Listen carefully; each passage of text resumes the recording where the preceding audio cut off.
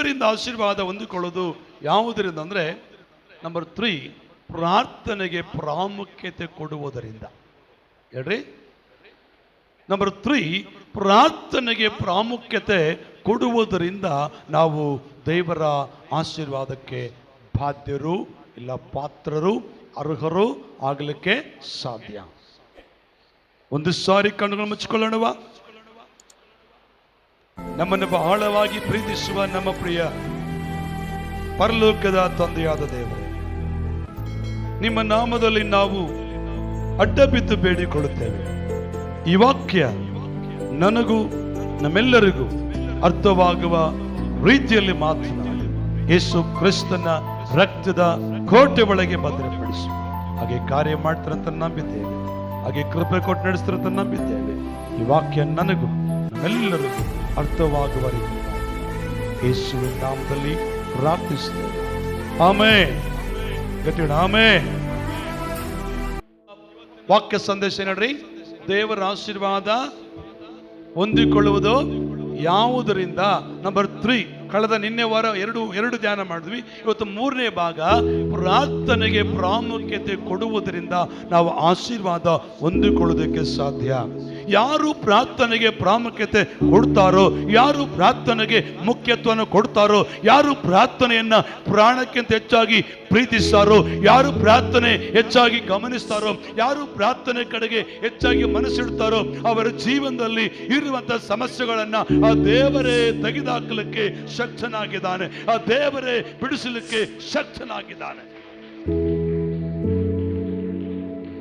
ದಾನಿಯೇಲನ ಬರೆದ ಪುಸ್ತಕಕ್ಕೆ ಬರೋಣ. ದಾನಿಯೇಲ ರಾಜನ ಪುಸ್ತಕ 6ನೇ ಅಧ್ಯಾಯ. ದಾನಿಯೇಲನ ಬರೆದ ಪುಸ್ತಕ 6ನೇ ಅಧ್ಯಾಯ. Thank you Jesus. ಕರ್ತನ ನಾಮಕ್ಕೆ ಸ್ತೋತ್ರವಾಗಲಿ. 10ನೇ ವಚನವನ್ನ ನಾವೊಂದು ಸಾರಿ ಓದಿಕೊಳ್ಳೋಣ. ಶಾಸನಕ್ಕೆ ರುಜುವಾದದ್ದು ದಾನಿಯೇಲನಿಗೆ ತಿಳಿದಾಗ ಅವನು ತನ್ನ ಮನೆಗೆ ಹೋಗಿ ಯೆರೂಸಲೇಮಿನ ಕಡೆಗೆ ಕದವಿಲ್ಲದ ಕಿಟಕಿಗಳುಳ್ಳ ತನ್ನ ಮಹಡಿಯ ಕೋಣೆಯಲ್ಲಿ ಯಥಾ ಪ್ರಕಾರ ದಿನಕ್ಕೆ 3 ಆವರ್ತಿ ಮೊಣಕಾಲೂರಿ ತನ್ನ ದೇವರಿಗೆ ಪ್ರಾರ್ಥನೆ ಮಾಡಿ ಸ್ತೋತ್ರ సల్లిಸಿದను. Thank you. తెలుగుమా? దానియేలు తెలుసుకొనినను అతడు తన ఇంటికి వెళ్ళి యథాప్రకారము అనుదినము 3 మోకాళ్ళలోని తన ఇంటి పైగది కిటికీలకు యెరూషలేము తట్టునకు తెరవబడి ఉండగా తన దేవునికి ప్రార్థన చేయించు ఆయన స్తుతించుచు వచ్చెను. ದೇವರಿಗೆ ಸ್ತೋತ್ರವಾಗಲಿ. ಇಲ್ಲಿ ದಾನಿಯೇಲನು ಎಷ್ಟು ಜನರಿಗೆ ಗೊತ್ತು? ಯಾವ ದೇಶದಲ್ಲಿ ದಾನಿಯೇಲನು?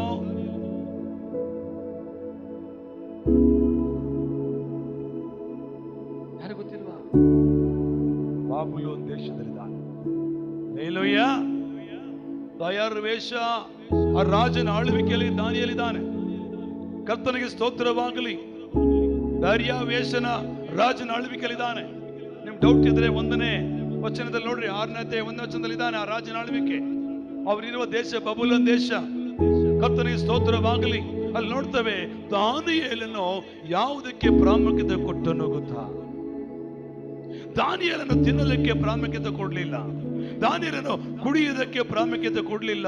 ದಾನಿಯೇಲನು ಜನರ ಜೊತೆಲಿ ಮಜಾ ಮಾಡಲಿಕ್ಕೆ ಪ್ರಾಮುಖ್ಯತೆ ಕೊಡಲಿಲ್ಲ. ದಾನಿಯೇಲನು ಯಾವುದೋ ಒಂದು ಸ್ಥಳದಲ್ಲಿ ಸುಮ್ಮನೆ ಟೈಮ್ ಪಾಸ್ ಮಾಡಲಿಕ್ಕೆ ಪ್ರಾಮುಖ್ಯತೆ ಕೊಡಲಿಲ್ಲ. ಹಲ್ಲೆಲೂಯ. ಜೋರು ಹಲ್ಲೆಲೂಯ. ದಾನಿಯೇಲನು ಪ್ರಾರ್ಥನೆಗೆ ಪ್ರಾಮುಖ್ಯತೆ ಕೊಟ್ಟನು. ಇವತ್ತು ನಾವು ಯಾವುದಕ್ಕೆ ಪ್ರಾಮುಖ್ಯತೆ ಕೊಡ್ತೇವೆ? ಇವತ್ತು ನಾವು ನಮ್ಮ ಜೀವನದಲ್ಲಿ ಯಾವುದಕ್ಕೆ ಇಂಪಾರ್ಟೆಂಟ್ ಕೊಡ್ತಾ ಇದ್ದೇವೆ? ಯಾವುದಕ್ಕೆ ಮುಖ್ಯತ್ವ ಕೊಡ್ತಾ ಇದ್ದೇವೆ? ಅಲ್ಲಿ ಕರ್ತನ ವಾಕ್ಯ ಹೇಳ್ತದೆ, ದಾನಿಯೇಲನು ಶಾಸನಕ್ಕೆ ರುಜುವಾದದ್ದು ತನ್ನ ಕಿವಿಗೆ ಬಿದ್ದ ಕೂಡಲೇ ಅವನು ಯಾವುದಕ್ಕೆ ಪ್ರಾಮುಖ್ಯತೆ ಕೊಟ್ಟನು? ಪ್ರಾರ್ಥನೆಗೆ ಪ್ರಾಮುಖ್ಯತೆ ಕೊಟ್ಟನು. ಪ್ರಾರ್ಥನೆಗೆ ಯಾರು ಪ್ರಾಮುಖ್ಯತೆ ಕೊಡ್ತಾರೋ ಅವರ ಜೀವನದಲ್ಲಿ ಬರುವ ತಡೆಗಳನ್ನ, ಬರುವ ಅಡಚಣೆಗಳನ್ನ ಆ ದೇವರೇ ಒಡೆದು ಓಡಿಸ್ತಾನೆ. ದಾನಿಯೇಲನು ಪ್ರಾರ್ಥನೆ ಪ್ರಾಮುಖ್ಯತೆ ಕೊಟ್ಟಿದ್ದಕ್ಕೆ ಅವನು ಏನ್ ಜಯಿಸ್ಕೊಂಡ? ವಾವ್! ಚಪ್ಪಳ ತಟ್ಟೆ ವೆಂಟಿಸೋಣ ಒಂದ್ಸಾರಿ ಗಟ್ಟಿಯಾಗಿ. ಗಟ್ಟೆ ಚಪ್ಪಳ ತಟ್ಟೆ ವೆಂಟಿಸೋಣರಿಗೆ. ಬಹಳ ಸಾರಿ ವಾಕ್ಯ ಕೇಳಿಸ್ಕೊಂಡಿದ್ದೇವೆ ನಾವು. ದಾನಿಯೇಲನು ಪ್ರಾರ್ಥನೆಗೆ ಪ್ರಾಮುಖ್ಯತೆ ಕೊಟ್ಟಿದ್ದಕ್ಕಾಗಿಯೇ ಸಿಂಹಗಳ ಬಾಯನ್ನ ಕಟ್ಟಲಿಕ್ಕೆ ದೇವದೂತರು ಕೆಳಗೆ ಬಂದರು.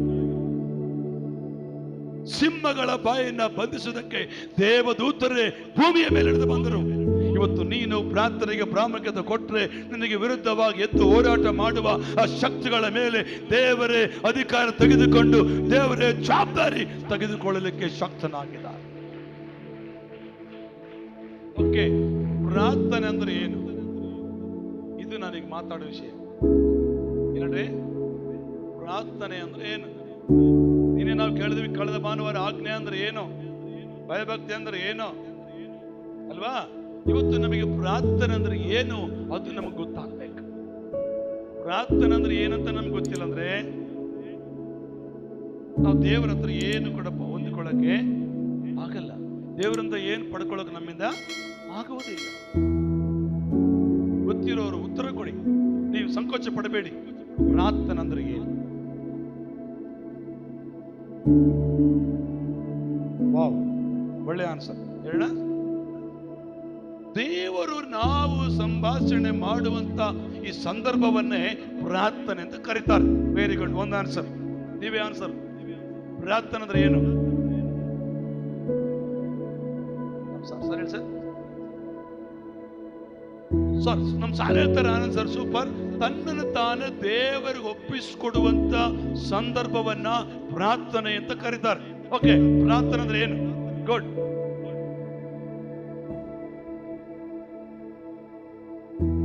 ಬೇಡ, ದೇವರ ಹತ್ರ ಮಾತಾಡುವುದನ್ನ ಪ್ರಾರ್ಥನೆ ಅಂತ ಕರೀತಾರೆ. Very good, super. ಪ್ರಾರ್ಥನೆ ಅಂದ್ರೆ ಏನು? ನೀವು ಹೇಳಿದ ಕರೆಕ್ಟ್, ತಪ್ಪಿಲ್ಲ, ಸೂಪರ್. ಇನ್ನು ಇದಾವ.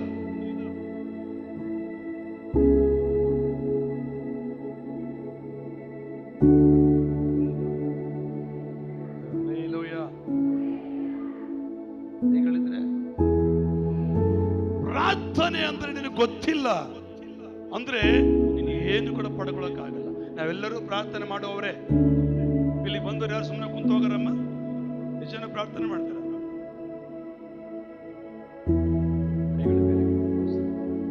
ಪ್ರಾರ್ಥನೆ ಮಾಡ್ತಾರ? ನೀವು ಪ್ರಾರ್ಥನೆ ಅಂದ್ರೆ ಏನಂತ ನಮ್ಗೆ ಗೊತ್ತಾದ್ರೆ ಖಂಡಿತವಾಗ್ಲೂ ನಮ್ಮ ಜೀವನದಲ್ಲಿ ದೇವರ ಕಾರ್ಯಗಳನ್ನ ನೀವು ನೋಡ್ಲಿಕ್ಕೆ ಸಾಧ್ಯ. ಪ್ರಾರ್ಥನೆ ಅಂದ್ರೆ ಫಾಸ್ಟ್ ಸಹೋದರ ನಾಗರಾಜನ್ ಹೇಳ್ದಂಗೆ ದೇವರೊಂದಿಗೆ ನೇರವಾದ ಸಂಬಂಧ.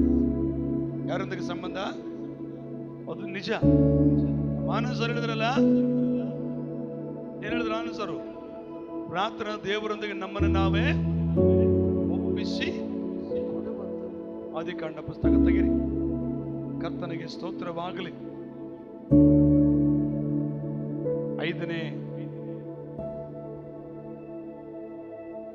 ಅಧ್ಯಾಯ 21ನೇ ವಚನ ಒಂದ್ಸಾರಿ ನೋಡೋಣ. Thank you Jesus. ಅನೋಕನು 65 ವರ್ಷದವನಾದಾಗ ಮೆತುಯೇಲನನ್ನು ಪಡೆದನು. ಮೆತುಶೇಲನನ್ನು ಹುಟ್ಟಿದ ಮೇಲೆ ಅನೋಕನು ಗಂಡು ಹೆಣ್ಣು ಮಕ್ಕಳನ್ನು ಪಡೆದು ದೇವರ ಅನ್ಯೋನ್ಯತೆಯಲ್ಲಿ 300 ವರ್ಷ ಬದುಕಿದನು. ಅವನು ಬದುಕಿದ ಕಾಲವಿಲ್ಲ 365 ವರ್ಷ.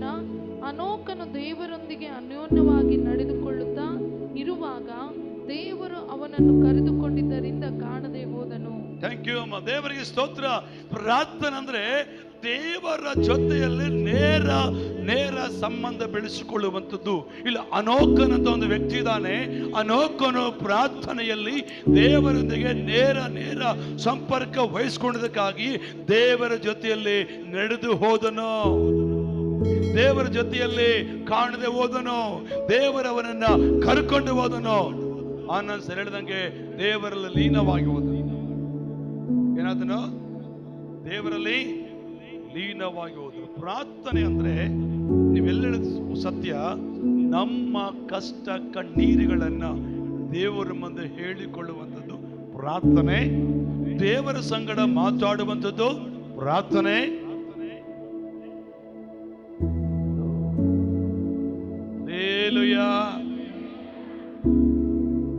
ದೇವರ ಆಶೀರ್ವಾದ ಹೊಂದಿಕೊಳ್ಳುವುದು ಯಾವುದರಿಂದ ಅಂದ್ರೆ ಪ್ರಾರ್ಥನೆಗೆ ಪ್ರಾಮುಖ್ಯತೆ ಕೊಡುವುದರಿಂದ. ಕರ್ತನಿಗೆ ಸ್ತೋತ್ರವಾಗಲಿ. ಅಬ್ರಹಾಮನು ಪ್ರಾರ್ಥನೆಗೆ ಪ್ರಾಮುಖ್ಯತೆ ಕೊಡ್ತಾ ಇದ್ದ. ಆ ಕಾರಣಕ್ಕಾಗಿಯೇ ಅಬ್ರಹಾಮನು ಆಶೀರ್ವಾದ ಹೊಂದಿಕೊಂಡ. ಆದಿಕಾಂಡ ಪುಸ್ತಕ ತೆಗೆಯೋಣ, 12ನೇ ಅಧ್ಯಾಯಕ್ಕೆ ಬರೋಣ. ಕರ್ತನಿಗೆ ಸ್ತೋತ್ರವಾಗಲಿ. ಕರ್ತನ ವಾಕ್ಯ ಹೇಳ್ತದೆ, 12ನೇ ಅಧ್ಯಾಯ 8ನೇ ವಚನವನ್ನ ಒಂದ್ಸರಿ ಓದೋಣ. ಆದಿಕಾಂಡ ಬರೆದ ಪುಸ್ತಕ. ಅವನು ಅಲ್ಲಿಂದ ಹೊರಟು ಬೇತೇಲಿಗೆ ಮೂಡಲಲ್ಲಿ ಗುಡ್ಡಕ್ಕೆ ಬಂದು ತನ್ನ ಗುಡಾರವನ್ನು ಹಾಕಿಸಿ ಇಳುಕೊಂಡನು.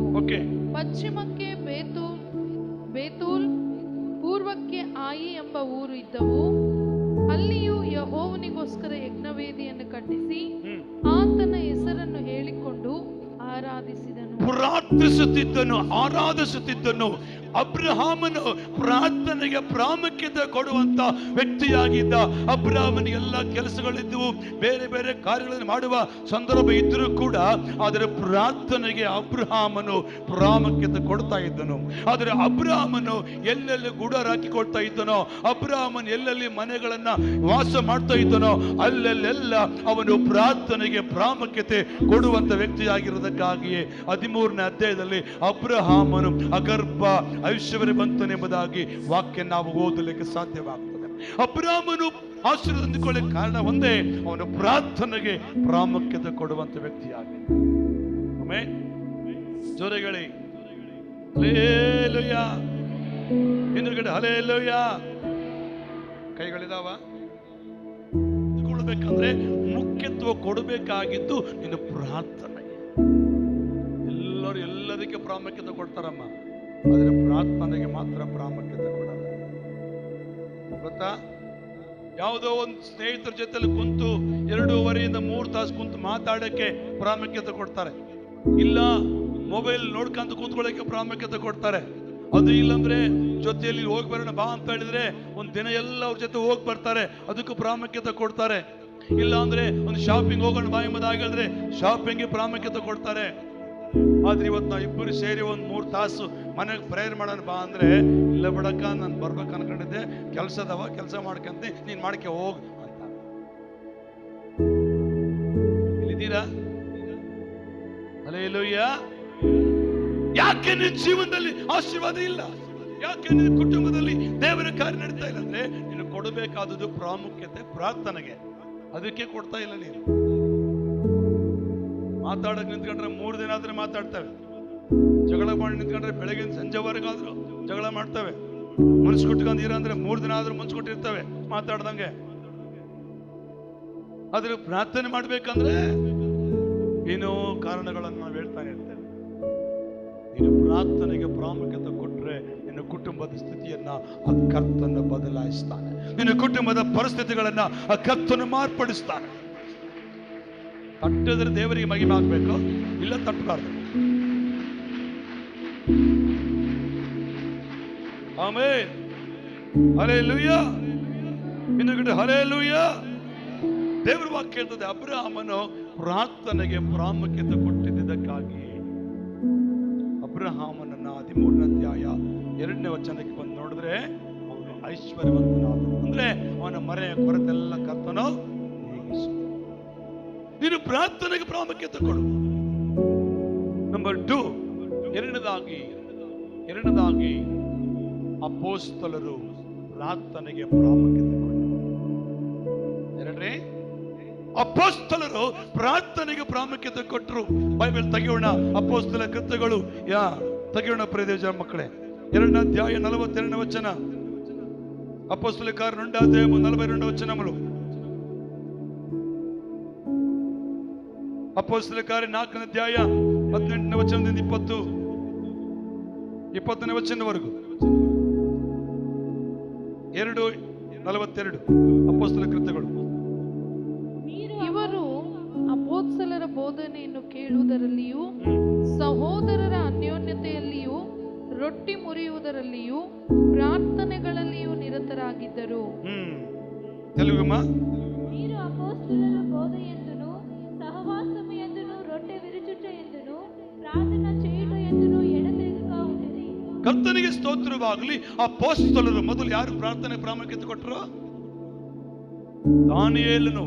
ಅದಾದ ಮೇಲೆ ಅಬ್ರಾಮನು, ನೀವು ನೆಕ್ಸ್ಟ್ ಸಂಡೇ ವಾಕ್ಯ ರೆಫರೆನ್ಸ್ ಹೇಳಿದ್ರೆ ಬೇರೆ ಪ್ರೈಸ್ ಕೊಡ್ತಾರೆ. ವಾಕ್ಯ ಹೇಳ್ದಂಗೆ ಇದ್ರೆ ಒಂದು ಪ್ರೈಸು, ವಾಕ್ಯ ಜೊತೆ ಸೇರಿ ಹೇಳಿದ್ರೆ ಇನ್ನೊಂದು ಪ್ರೈಸ್, ವಿಶೇಷ ಪ್ರೈಸ್. ಕರ್ತನ ಮಹಿಮೆ ಆಗಲಿ. ಇಲ್ಲಿ ಗಮನಿಸೋಣ. ನಂಬರ್ 3, ಮೂರನೇದಾಗಿ ಅಪೊಸ್ತಲರು ಯಾವುದಕ್ಕೆ ಪ್ರಾಮುಖ್ಯತೆ ಕೊಟ್ಟರು, ಯಾವುದಕ್ಕೆ ಮುಖ್ಯತ್ವ ಕೊಟ್ಟರು. ನೀನ್ ಯಾವುದಕ್ಕೆ ಮುಖ್ಯತ್ವ ಕೊಡ್ತಾ ಇದೀಯಾ? 42ನೇ ವಚನ ಹೀಗೆ ಹೇಳ್ತದೆ ಸ್ಪಷ್ಟವಾಗಿ, ಇವರು ಅಪೊಸ್ತಲರ ಬೋಧನೆಯನ್ನು ಕೇಳುವುದರಲ್ಲಿಯೂ, ಸಹೋದರರ ಅನ್ಯೋನ್ಯತೆಯಲ್ಲಿಯೂ, ರೊಟ್ಟಿ ಮುರಿಯುವುದರಲ್ಲಿಯೂ, ಆಮೇಲೆ ಕೊನೆಯದಾಗಿ ಒಂದು ಒಳ್ಳೆ ಮಾತಿದೆ, ಪ್ರಾರ್ಥನೆಯಲ್ಲಿಯೂ ನಿರತರಾಗಿದ್ದರು. తెలుగులో ఏముందమ్మ మాట? మీరు అపోస్తలుల బోధన యందును సహవాసము యందును రొట్టె విరుచుట యందును ప్రార్థన చేయుట యందును ఎడతెగక ఉండుడి. ಕರ್ತನಿಗೆ ಸ್ತೋತ್ರ.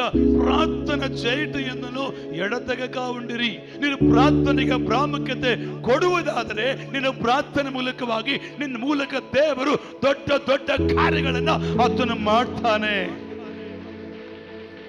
ಹಲ್ಲೆಲೂಯಾ. ನನ್ನ ಮಾತು ಕೇಳಿಸ್ಕೊಳ್ತಾ ಇದ್ರೆ, ಪ್ರಾರ್ಥನೆಗೆ ಪ್ರಾಮುಖ್ಯತೆ ಕೊಟ್ಟಿದ್ದಕ್ಕಾಗಿಯೇ ಅಪೊಸ್ತಲರ ಕೈಗಳಿಂದ ಅದ್ಭುತ ಕಾರ್ಯಗಳನ್ನು ನಡೆದವು. ಏನತ್ವ ನಡೆದವೋ, ಏನು ಅದ್ಭುತ ಕಾರ್ಯ ನಡೆದವು ಗೊತ್ತಾ? ಅಲ್ಲಿ ಹುಟ್ಟುಕೊಂಡ್ರು ನಡೆದರು. ಹಲ್ಲೆಲೂಯಾ. ಏನಾದ್ರು ಹುಟ್ಟುಕೊಂಡ್ರು ನಡೆದ್ರು, ಮೂಕರು ಮಾತನಾಡಿದ್ರು, ಕಿವುಡರು ಕೇಳಿಸ್ಕೊಂಡ್ರು, ಸತ್ತವರು ಕೂಡ ಮೇಲೆ ಎದ್ರು. ಯಾಕೆ ಅಂದ್ರೆ ಆ ಅಪೊಸ್ತಲರು ಪ್ರಾರ್ಥನೆಗೆ ಪ್ರಾಮುಖ್ಯತೆ ಕೊಟ್ಟಿದ್ದಕ್ಕಾಗಿ ಅವರ ಮೇಲೆ ದೇವರ ಶಕ್ತಿ, ಅವರ ಮೇಲೆ ದೇವರ ಮಹಿಮೆ, ಅವರ ಮೇಲೆ ದೇವರ ಶಕ್ತಿ ಇಳಿದು ಬಂತು. ಹಲ್ಲೆಲೂಯಾ. ಅಲ್ಲಿ ವಾಕ್ಯ ನೋಡ್ರಿ, ನಿಮಗೆ ಅರ್ಥವಾಗಲಿಕ್ಕೆ ಒಂದು ವಾಕ್ಯ ಓದಿಸ್ತಾನೆ. ಗಮನಿಸಿರಿ ಪ್ರಿಯರೇ, 2ನೇ ಅಧ್ಯಾಯ 1ನೇ ವಚನ ನೋಡ್ತೀರಾ? ಅಪೊಸ್ತಲ ಕೃತ್ಯಗಳು 50ಮ ದಿನದ ಹಬ್ಬವು ಬಂದಿರಲಾಗಿ ಅವರೆಲ್ಲರೂ ಏಕ ಮನಸ್ಸಿನಿಂದ ಒಂದೇ ಸ್ಥಳದಲ್ಲಿ ಕೂಡಿದ್ದರು. ಏನ್ ಮಾಡ್ತಿದ್ರು? ಕೂಡಿ ಮೀಟಿಂಗ್ ಮಾಡ್ತಿರ್ಲಿಲ್ಲ. ಕೂಡಿ ಏನೋ ಒಬ್ಬರ ಬಗ್ಗೆ ಒಬ್ಬರು ಮಾತಾಡ್ಕೊಂಡು ಚಾಡಿ ಜೊತೆ ಮಾತಾಡ್ತಿರ್ಲಿಲ್ಲ. ಅವರು ಕೂಡಿ ದೇವರಿಗೆ ಪ್ರಾರ್ಥನೆ ಮಾಡ್ತಾ ಇದ್ರು. ಅವರು ಕೂಡಿ ದೇವರಿಗೆ ಮೊರೆ ಇಡ್ತಾ ಇದ್ರು. ಆ ಮೊರೆಯನ್ನು ದೇವರಿಗೆ ಕೇಳಿಸ್ಕೊಂಡು, ಅಮ್ಮ ಆಗ ಬಿರುಗಾಳಿ ಬೀಸುತ್ತದೋ ಎಂಬಂತೆ ಪಕ್ಕನೆ ಆಕಾಶದೊಳಗಿಂದ ಒಂದು ಶಬ್ದ ಉಂಟಾಗಿ ಅವರು ಕೂತಿದ್ದ ಮನೆಯನ್ನೆಲ್ಲ ತುಂಬಿಕೊಂಡಿತು. ಅದಲ್ಲದೆ ಉರಿಯಂತಿದ್ದ ನಾಲಿಗೆಗಳು ವಿಂಗಡಿಸಿಕೊಳ್ಳುವ ಹಾಗೆ ಅವರಿಗೆ ಕಾಣಿಸಿ ಅವರಲ್ಲಿ ಒಬ್ಬೊಬ್ಬರ ಮೇಲೆ ಒಂದೊಂದಾಗಿ ಕೂತುಕೊಂಡವು. ಆಗ ಅವರೆಲ್ಲರೂ ಪವಿತ್ರಾತ್ಮ ಭರಿತರಾಗಿ ಆ ಆತ್ಮ ತಮಗೆ ನುಡಿಯುವ ಶಕ್ತಿಯನ್ನು ಕೊಡುವ ಪ್ರಕಾರ ಬೇರೆ ಬೇರೆ ಭಾಷೆಗಳಿಂದ ಮಾತಾಡುವುದಕ್ಕೆ ಪ್ರಾರಂಭಿಸಿದರು. ಹಲ್ಲೆಲೂಯಾ. ಬೇರೆ ಬೇರೆ ಭಾಷೆಗಳನ್ನು ಮಾತನಾಡಿದ್ರು. ಅಂದ್ರೆ ಅನ್ಯ ಭಾಷಾ ವರವನ್ನ ಅಲ್ಲಿ ದೇವರವರು ಕೊಟ್ಟನು. ಯಾವಾಗ ಕೊಟ್ಟನು? ಅವರ ಪ್ರಾರ್ಥನೆಗೆ ಪ್ರಾಮುಖ್ಯತೆ ಕೊಟ್ಟರು. ಅವರು ಪ್ರಾರ್ಥನೆಗೆ ಪ್ರಾಮುಖ್ಯತೆ ಕೊಟ್ಟಿದ್ದಕ್ಕಾಗಿ ಅವರ ಮೇಲೆ ಏನು ಬಂತಂತೆ? ವಾಕ್ಯ ಅಂಡರ್ಲೈನ್ ಮಾಡ್ಕೊಡ್ರಿ. 4ನೇ ವಚನ, ಪವಿತ್ರಾತ್ಮ ಭರಿತರಾಗಿ. ಅವ್ರ ಮೇಲೆ ಏನು ಬಂತಂತೆ? ಪವಿತ್ರಾತ್ಮ ಅವ್ರ ಮೇಲೆ ಬಂದಾಗ ಅವರ ಶಕ್ತಿ ಬದಲಾಯಿತು, ಅವರ ಮಾತು ಬದಲಾಯಿತು, ಅವರ ಕೈ ಬದಲಾಯಿತು, ಅವರ ಹಾವ ಭಾವ ಎಲ್ಲ ಬದಲಾಯಿತು. ಆವಾಗ ಅವರು ಮಾತಾಡೋ ಮಾತುಗಳನ್ನ ದೆವ್ವಗಳು ಕೇಳುವಾಗ ಓಡಿ ಹೋಗ್ತಾ ಇದ್ವು. ಅವರು ಕೈ ಚಾಚುವಾಗ ರೋಗ ವಾಸ ಆಗ್ತಾ ಇದ್ವು. ಅವರು ಎದ್ದೇಳನ್ನುವಾಗ ಎದ್ದೇಳ್ತಾ ಇದ್ವು. ಕುಂಟನೆ ಕಾಲು ಬರ್ಲಂದ್ರೆ ಕಾಲು ಬರ್ತಾ ಇದ್ವು. ಮೂಕರಿಗೆ ಬಾಯಿ ಬರ್ಲಂದ್ರೆ ಬಾಯಿ ಬರ್ತಾ ಇತ್ತು. ಕಿವಿಡ್ರಿಗೆ ಕಿವಿ ಬರ್ಲಂದ್ರೆ ಕಿವಿ ಬರ್ತಾ ಇತ್ತು. ಹಲ್ಲೆಲೂಯಾ. ಇಲ್ಲಿದ್ರೆ ಜೋರಾಗಿ ಅಲ್ಲಲ್ಲಿ ಹೇಳ್ರಿ, ಜೋರಾಗಿ. ನೀನು ಪ್ರಾರ್ಥನೆಗೆ ಪ್ರಾಮುಖ್ಯತೆ ಕೊಟ್ರೆ ಅಪೊಸ್ತಲರ ಮೂಲಕ ಮಾಡಿದ ಅದ್ಭುತ ಕಾರ್ಯಗಳನ್ನ, ಅಪೊಸ್ತಲರ ಮೇಲೆ ಬಂದ ದೇವರ ಶಕ್ತಿ ನಿನ್ನ ಮೇಲೆ ಕೂಡ ಕರ್ತನ ಕಳಿಸಲಿಕ್ಕೆ ಸದಾ ಸಿದ್ಧನಾಗಿದ್ದಾನೆ. ಇದೀರಾ? ಪ್ರಾರ್ಥನೆಗೆ ಪ್ರಾಮುಖ್ಯತೆ ಇವತ್ತು ಕೊಡ್ತಾ ಇಲ್ಲ ಜನ. ಪ್ರಾರ್ಥನೆ ಅಂದ್ರೆ ಸಾಕು ನಿದ್ದೆ ಬರ್ತದೆ, ಪ್ರಾರ್ಥನೆ ಅಂದ್ರೆ ಸಾಕು ಆಕಳಿಗೆ ಬರ್ತದೆ, ಪ್ರಾರ್ಥನೆ ಅಂದ್ರೆ ಸಾಕು ಸೊಂಟ ನೋವು ಬರ್ತದೆ, ಪ್ರಾರ್ಥನೆ ಅಂದ್ರೆ ಸಾಕು ನೆನಪಾಗ್ತದೆ ಎಲ್ಲ ಏನೇನು ಮಾಡಕ್ ಹೋಗಿದ್ವಿ ಅವಾಗ ಓಸ್ ನೆನಪಾಗೋದು. ನಿಮ್ಗೆ ನೆನಪಿದೆಯಾ? ನಿಮ್ಮ ಅನುಭವದಲ್ಲಿ ಹೇಳ್ರಿ, ಯಾರ ಹತ್ರ ನಮ್ಮ ಮೈ ಮರೆತು ಮಾತಾಡ್ತಿರಲ್ಲಮ್ಮ, ಮನೆಗೆ ಏನಿಟ್ಟು ಬಂದು ನೆನಪಾಗ್ತದೆ ನಿಮಗೆ?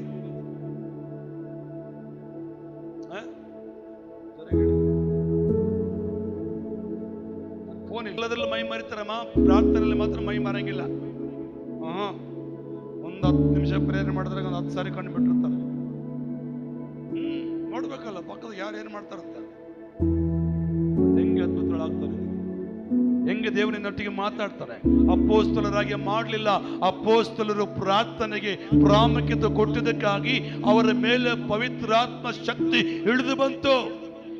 ಸುಮ್ಮನೆ ಇರಲಿಲ್ಲ, ತಮಗೆ ಮಾತಾಡುವ ಬೇರೆ ಬೇರೆ ಭಾಷೆಗಳನ್ನು ಮಾತನಾಡಿದ್ರು. ಆ ಬೇರೆ ಭಾಷೆನೆ ಅನ್ಯ ಭಾಷೆ ಪರಲೋಕದ ಭಾಷೆ.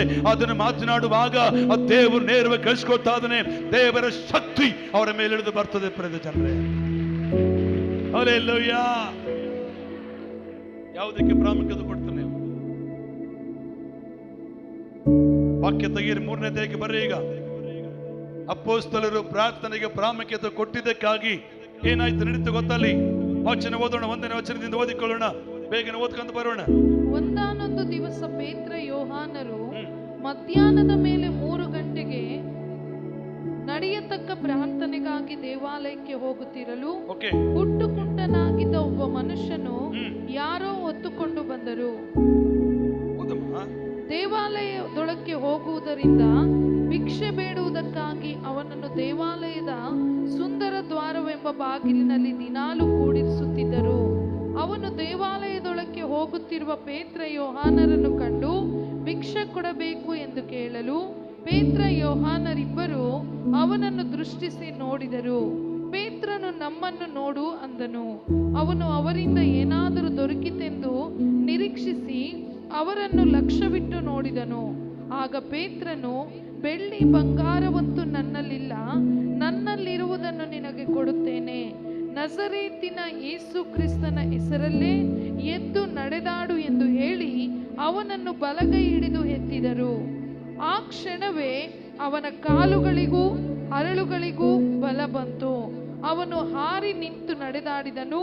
ನಡೆಯುತ್ತಾ ಹಾರುತ್ತಾ ದೇವರನ್ನು ಕೊಂಡಾಡುತ್ತಾ ಅವರ ಜೊತೆಯಲ್ಲಿ ದೇವಾಲಯದೊಳಕ್ಕೆ ಹೋದನು. ಅವನು ನಡೆಯುತ್ತಾ ದೇವರನ್ನು ಕೊಂಡಾಡುತ್ತಾ ಇರುವುದನ್ನು ಜನರೆಲ್ಲರೂ ನೋಡಿ, ಇವನು ದೇವಾಲಯದ ಸುಂದರ ದ್ವಾರವೆಂಬ ಬಾಗಿಲಿನಲ್ಲಿ ಕೂತು ಭಿಕ್ಷೆ ಬೇಡುತ್ತಿದ್ದವನೆಂದು ಗುರುತು ಹಿಡಿದು ಅವನಿಗೆ ಸಂಭವಿಸಿದ್ದಕ್ಕೆ ವಿಸ್ಮಯ ಹಿಡಿದವರಾಗಿ ಬಹಳ ಬೆರಗಾದರು. ಈ ವರ್ಡ್ ತಿರುಗಿ ಒತ್ತಿ ಹೇಳ್ತಾನೆ, ಬಹಳ ಬೆರಗಾದರು. ನೋಡುವ ಜನರು ಬಹಳ ಬೆರಗಾದರು. ಏನ್ ನೋಡಿದ್ರು ಅವ್ರು ಏನ್ ನೋಡಿ ಬೆರಗಾದ್ರು? ಅವನ್ ಬಣ್ಣ ಹಾಕೊಂಬಂದ್ರು ನೋಡಿ ಬೆರಗಾದ್ರ? ಗಟ್ಟಿ ಜಪಮ್ಮ. ಇವನು ಸುಮಾರು 30 ವರ್ಷಗಳಿಂದ ನಾನು ನೋಡ್ತಾ ಇದ್ದೇನೆ. ಅಲ್ಲಿ ಹೊರಗಡೆ ಭಿಕ್ಷೆ ಬೇಡ್ಕಂತ ಕಾಲಿಲ್ಲದ ಕುಂಟನಾಗಿದ್ದನಲ್ಲ, ನಾನು ಒಳಗೆ ಎಷ್ಟೋ ಸರ್ ಹೋಗಿದ್ದೇನೆ. ಅಲ್ಲೇ ಕೂತ್ಕೊಂಡಿದ್ದ, ಅಲ್ಲೇ ಭಿಕ್ಷೆ ಬೇಡ್ತಿದ್ದ. ಆದ್ರೆ ಇವತ್ತು ಇವನು ಹೆಂಗ್ ಒಳಗೆ ಬಂದ ಅಂತೇಳಿ ಎಲ್ಲರೂ ಬೆರಗಾದ್ರು. ಯಾಕೆ ಬೆರಗಾದ್ರು? ಅವನು ನಡೆದಾಡೋದಕ್ಕೆ ತಾನೆ. ಹಲೋ ಅವ್ನು ನಡೆದಾಡೋದಕ್ಕ ಪೇತ್ರ ಯೋಹಾನ ಬಂದಿದ್ದಕ್ಕಲ್ಲಿ? ಪೇತ್ರ ಯೋಹಾನ ಬಂದಿದ್ದಕ್ಕಲ್ಲ ಅಂತ ಗೊತ್ತಾಗಿಲ್ಲ ಜನರಿಗೆ. ಅವನು ನಡೆದಾಡೋದಕ್ಕಾಗಿಯೇ ಅವರು ಬೆರಗಾದ್ರು. ಅವಾಗ ಕೇಳ್ತಾರೆ, ಇದು ಹೆಂಗ್ ನಡೀತು, ಇದು ಹೆಂಗಾಯ್ತು ಅಂದ್ರೆ, ಪ್ರಾರ್ಥನೆಗೆ ಪ್ರಾಮುಖ್ಯತೆ ಕೊಡುವಂತ ಪೇತ್ರ ಯೋಹಾನರು ನನ್ನ ಬಳಿಗೆ ಬಂದರು. ಪ್ರಾರ್ಥನೆಗೆ ಪ್ರಾಮುಖ್ಯತೆ ಕೊಡುವಂತ ಪೇತ್ರ ಯೋಹಾನರು ನನ್ನ ಬಳಿಗೆ ಬಂದಾಗ ಅವರು ಯೇಸುವಿನ ನಾಮದಲ್ಲಿ ಎದ್ದು ನಡೆ ಅಂತ ಹೇಳಿದ್ರು. ಅವ್ರು ಹೇಳಿದ ಬಾಯಿಂದ ಬಂದ ಮಾತು ನನ್ನ ಕಾಲುಗಳಿಗೆ ಬಲ ಬಂತು, ನನ್ನ ಕಾಲುಗಳಿಗೆ ಶಕ್ತಿ ಬಂತು, ನಡೆಯುವ ಸಾಮರ್ಥ್ಯ ಕೊಟ್ರು. ಹಲ್ಲೆಲೂಯಾ. ನನ್ನ ಪ್ರಿಯ ದೇವರ ಸಭೆಯೇ, ನೀನು ಪ್ರಾರ್ಥನೆಗೆ ಪ್ರಾಮುಖ್ಯತೆ ಕೊಡುವುದಾದ್ರೆ ಆ ಪೇತ್ರ ಯೋಹಾನರ ಮೂಲಕ ಮಾಡಿದ ಅದ್ಭುತಗಳನ್ನು ನಿನ್ನ ಮೂಲಕ ಕೂಡ ಕರ್ತನ ಮಾಡುತ್ತಾನೆ. ನಿನ್ನ ಮೂಲಕ ಕೂಡ ಕರ್ತನ ಮಾಡಲು ಶಕ್ತನಾಗಿ ನಂಬುವರು ಮಾತ್ರ.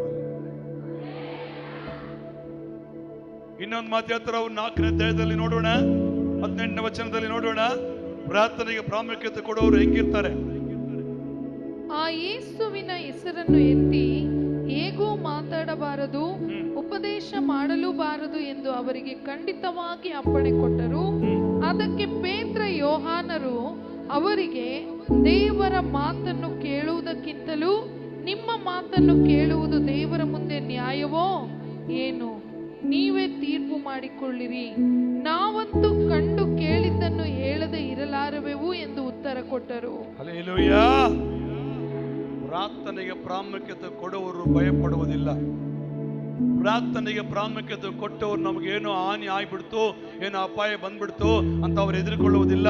ಪ್ರಾರ್ಥನೆಗೆ ಪ್ರಾಮುಖ್ಯತೆ ಕೊಡುವಂತ ವ್ಯಕ್ತಿಗಳಿಗೆ ಎಷ್ಟೇ ನಷ್ಟವಾದರೂ, ಎಷ್ಟೇ ಕಷ್ಟ ಬಂದರೂ ಅವರು ಕುಗ್ಗಿ ಹೋಗುವುದಿಲ್ಲ, ಅವರು ಸೋತು ಹೋಗುವುದಿಲ್ಲ, ಅವರು ಹಿಂಜಾರಿ ಹೋಗುವುದಿಲ್ಲ, ಹಿಂಜಾರಿ ಹೋಗ್ಲಿಕ್ಕೆ ಸಾಧ್ಯವಿಲ್ಲ.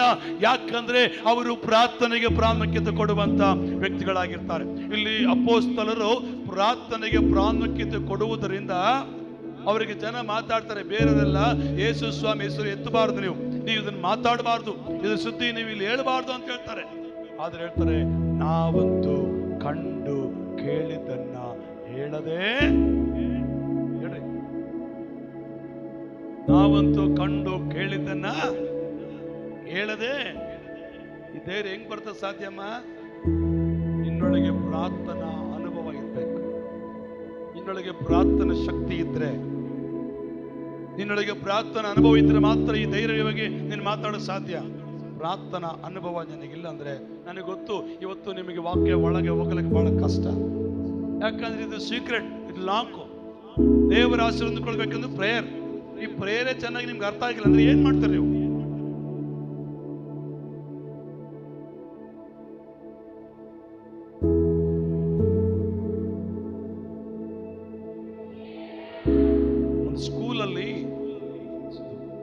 ಸ್ಕೂಲಲ್ಲಿ ಗುಟ್ಟುಗಳು ದೇವರು ನಿನಗೆ ತಿಳಿಸಲಿಕ್ಕೆ ಸಾಧ್ಯ.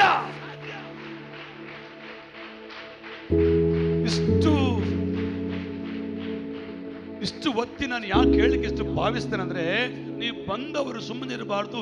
ನಿಮ್ಮ ವ್ಯಕ್ತಿಗತ ಪ್ರಾರ್ಥನೆಯಲ್ಲಿ ನಿಮಗೆ ಅನುಭವ ಆಗ್ಬೇಕು. ಅನುಭವ ಆಗ್ಬೇಕಂದ್ರೆ ಅದ್ರ ಬಗ್ಗೆ ನಿಮಗೆ ಗೊತ್ತಿರ್ಬೇಕು, ಹೆಂಗ ಅನುಭವ ತಗೊಳ್ಬೇಕಂತ. ಇಲ್ಲಿ ಅಪೊಸ್ತಲರು ಪ್ರಾರ್ಥನೆಗೆ ಪ್ರಾಮುಖ್ಯತೆ ಕೊಟ್ಟಿದ್ದಕ್ಕಾಗಿ ಅಲ್ಲಿ ದೇವರ ಆಲಯಕ್ಕೆ ಹೋಗ್ಬೇಕಾದ್ರೆ ಏನ್ ಮಾಡಿದ್ರು ಅವರು? ನಜರೇತನ ಯೇಸು ನಾಮದಲ್ಲಿ ಅಷ್ಟೇ ಹೇಳಿದವರು, ಅಷ್ಟೇ ಹೇಳಿದ, ಬೇರೆ ಏನು ಹೇಳಿಲ್ಲ. ಆದ್ರೆ ಅವರ ಮಾತಿನಲ್ಲಿ ದೇವರ ಶಕ್ತಿ ತುಂಬಿಸಿ ಆ ಕುಂಟನ ಕಾಲುಗಳ ಮೇಲೆ ಆ ಶಕ್ತಿ ಹಿಡಿದು ಹೋಯಿತು. ಇವತ್ತು ನಿನ್ನ ಕುಟುಂಬದಲ್ಲಿ ಯಾವುದು ಕುಂಟತನವಾಗಿದೆಯೋ, ನಿನ್ನ ಕಾಲು ಕುಂಟತನ ಆಗಿಲ್ದಂಗಿರ್ಬೋದು, ಬೇರೆ ವಿಷಯದಲ್ಲಿ ನೀನು ಬಳಲಿ ಹೋಗಿರ್ಬೋದು, ಬೇರೆ ವಿಷಯದಲ್ಲಿ ನಷ್ಟವಾಗಿರ್ಬೋದು, ನೀನು ಪ್ರಾರ್ಥನೆಗೆ ಪ್ರಾಮುಖ್ಯತೆ ಕೊಡು. ದಾನಿಯೇಲನು ದಿನಕ್ಕೆ 3 ಆವರ್ತಿ ಪ್ರಾರ್ಥನೆಗೆ ಪ್ರಾಮುಖ್ಯತೆ ಕೊಡ್ತಾ ಇದ್ದ. ಅಬ್ರಹಾಮನು ಗುಡಾರ ಎಲ್ಲೆಲ್ಲ ಆಗ್ತಾ ಇದ್ದೋ ಅಲ್ಲೆಲ್ಲ ಪ್ರಾರ್ಥನೆಗೆ ಪ್ರಾಮುಖ್ಯತೆ ಕೊಡ್ತಾ ಇದ್ದ. ಅಪೊಸ್ತಲರು ಎಲ್ಲೆಲ್ಲಿ ಕೂಡಿ ಬರ್ತಾ ಇದ್ರು ಅಲ್ಲೆಲ್ಲ ಪ್ರಾರ್ಥನೆಗೆ ಪ್ರಾಮುಖ್ಯತೆ ಕೊಡ್ತಾ ಇದ್ರು. ಆ ಕಾರಣಕ್ಕಾಗಿ ಅವ್ರ ಮೂಲಕ ದೇವರು ದೊಡ್ಡ ಕಾರ್ಯಗಳನ್ನು ಮಾಡ್ತಾ ಇದ್ದಾನ. ಹಲ್ಲೆಲೂಯಾ. ಒಂದ್ಸಾರಿ ಯೇಸು ಸ್ವಾಮಿ ಕೂಡ ಮಾರ್ಕನ ಸುವಾರ್ತೆಗೆ ಬರೋಣ. ಯೇಸು ಸ್ವಾಮಿ ಕೂಡ ಒಂದ್ಸಾರಿ ಪ್ರಾರ್ಥನೆ ಮಾಡಕ್ಕೆ ಹೋಗ್ತಾನೆ. 8ನೇ ನಿಮಿಷ ಹೇಳ್ತಾನೆ, ಥ್ಯಾಂಕ್ ಯು ಜೀಸಸ್ ಲಾರ್ಡ್. 2ನೇ ವಚನ, ಮಾರ್ಕನ ಸುವಾರ್ತೆ 9ನೇ ಅಧ್ಯಾಯ 2ರಿಂದ 8ನೇ ವಚನದವರೆಗೆ ಓದಿಕೊಳ್ಳೋಣ. 6 ದಿವಸಗಳಾದ ಮೇಲೆ ಯೇಸು ಪೇತ್ರ, ಯಾಕೋಬ, ಯೋಹಾನರನ್ನು ಮಾತ್ರ ವಿಂಗಡವಾಗಿ ಕರೆಕೊಂಡು ಎತ್ತರವಾದ ಬೆಟ್ಟಕ್ಕೆ ಹೋದನು. ಅಲ್ಲಿ ಅವರ ಕಣ್ಣ ಮುಂದೆ ಆತನ ರೂಪ ಬೇರೆಯಾಯಿತು. ಆತನ ವಸ್ತ್ರಗಳು ಬಹು ಬೆಳ್ಳಗೆ ಹೊಳೆಯುತ್ತಿದ್ದವು. ಭೂಲೋಕದಲ್ಲಿರುವ ಯಾವ ಅಗಸನಾದರೂ ಅಷ್ಟು ಬೆಳ್ಳಗೆ ಮಾಡಲಾರನು. ಇದಲ್ಲದೆ ಎಲಿಯನು, ಮೋಶೆಯು ಅವರಿಗೆ ಕಾಣಿಸಿಕೊಂಡು ಯೇಸುವಿನ ಸಂಗಡ ಮಾತಾಡುತ್ತಿದ್ದನು. ಆಗ ಪೇತ್ರನು ಯೇಸುವಿಗೆ, ಗುರುವೇ, ನಾವು ಇಲ್ಲೇ ಇರುವುದು ಒಳ್ಳೆಯದು.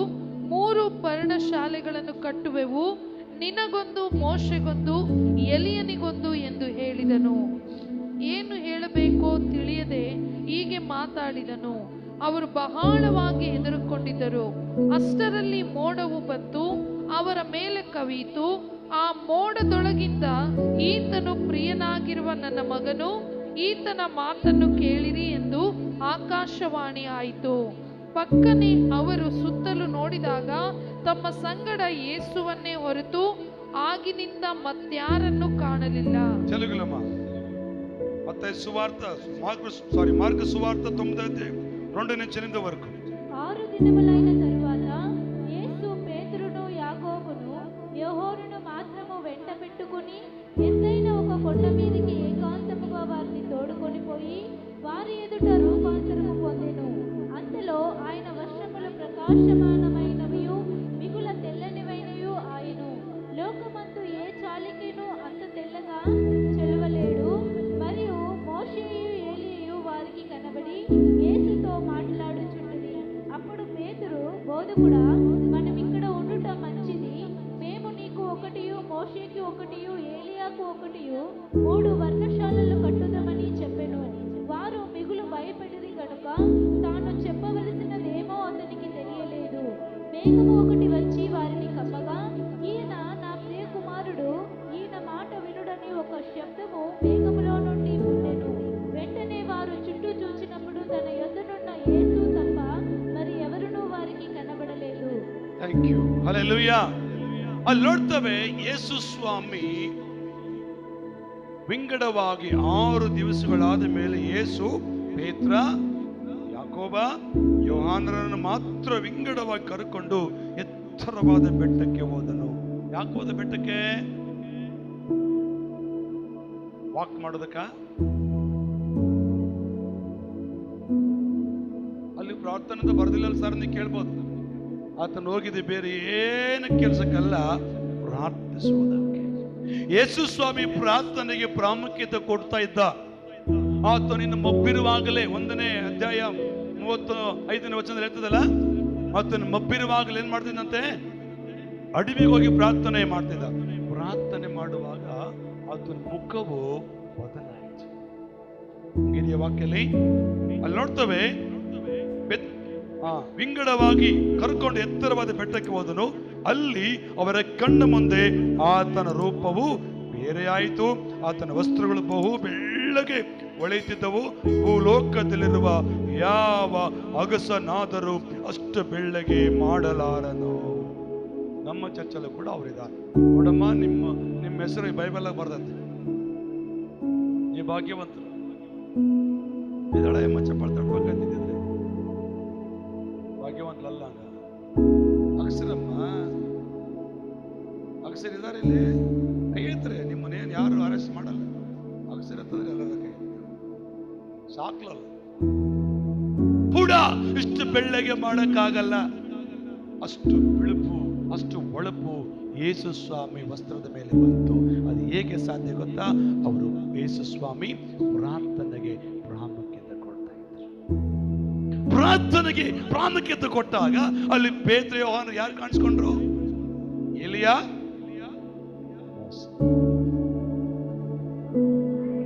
ನೀನು ಪ್ರಾರ್ಥನೆಗೆ ಪ್ರಾಮುಖ್ಯತೆ ಕೊಟ್ರೆ ದೇವರು ದರ್ಶನದಲ್ಲಿ ನಿನ್ನೊಂದಿಗೆ ಮಾತಾಡ್ತಾನೆ.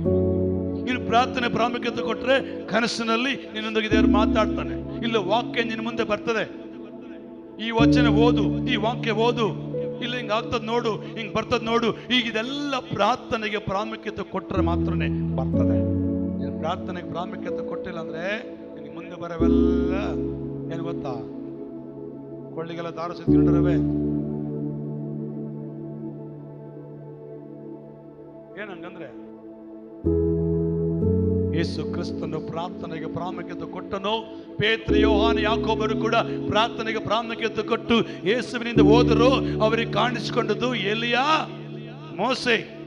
ಆದ್ರೆ ಹೇಳ್ತಾರೆ, ಸ್ವಾಮಿ ನಾವಿಲ್ಲೇ ಇರೋದು ಚೆನ್ನಾಗಿ, ನಿನಗೊಂದು, ಎಲಿನಿಗೊಂದು, ಮೋಸೆಗೊಂದು ಒಂದು ಪರ್ಣಶಾಲೆ ಕಟ್ಟಿವೇನೋ, ಕಟ್ಟಿಬಿಡೋಣ, ಇಲ್ಲೇ ಇರೋಣ ಅನ್ಕೊಂಡ್ರು. ಆದ್ರೆ ಆಕಾಶವು ತೆರೆಯಲ್ಪಟ್ಟು ಒಂದು ವಾಣಿಯನ್ನು ಕೂಡ ಕೇಳಿಸ್ಕೊಂಡ್ರು. ವಾಕ್ಯ ಹಂಗಿದ್ಯಾ?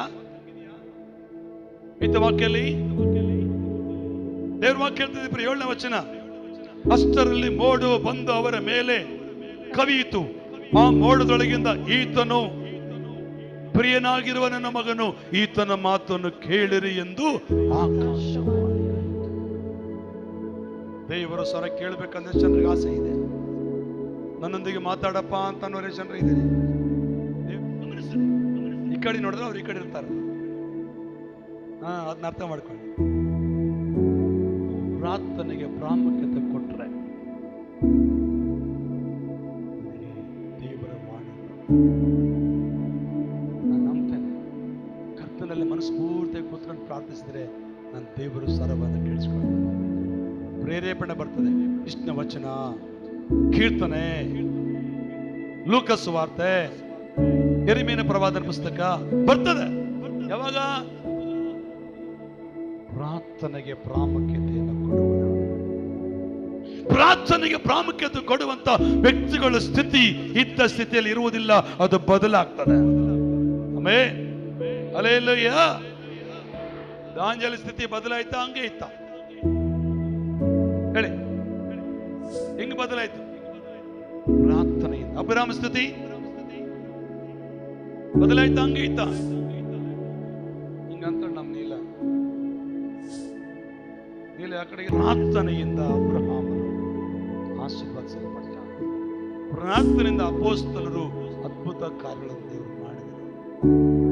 ಇನ್ನೊಂದು ವಾಕ್ಯ ಓದೋಣವಾ? ಅಪೊಸ್ತಲರ ಕೃತ್ಯದಲ್ಲಿ ಬರೋಣ. ಕರ್ತನಿಗೆ ಸ್ತೋತ್ರವಾಗಲಿ ಪ್ರಿಯ ದೇವ ಜನರೇ. Thank you Jesus Lord. ಅಪೊಸ್ತಲರ ಕೃತ್ಯಗಳು 16ನೇ ಅಧ್ಯಾಯ 24ನೇ 23ನೇ ವಚನದಿಂದ ಓದಿಕೊಂತ ಹೋಗೋಣ.